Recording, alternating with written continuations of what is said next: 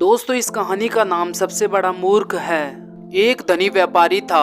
उसने बहुत सारी धन संपत्ति इकट्ठा कर रखी थी।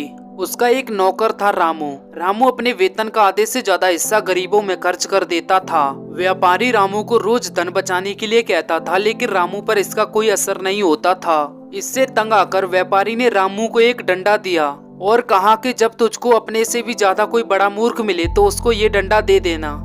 और इसके बाद व्यापारी हर रोज रामू से पूछता, क्या तुझे अपने से बड़ा मूर्ख मिला? रामू हर बार मना कर देता।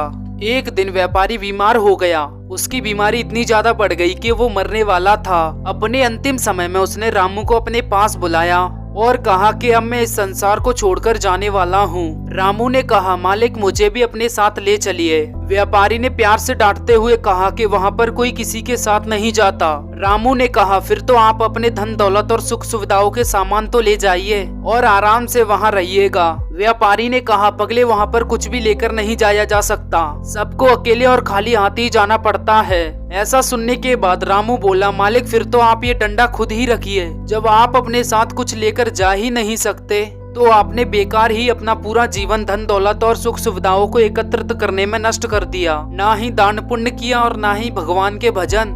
इस डंडे के असली हकदार तो आप ही हो। मालिक को रामू की सारी बातें समझ में आ गई और मालिक ने रामू से कहा कि मेरी सारी धन दौलत आप गरीबों में बांट कर आओ।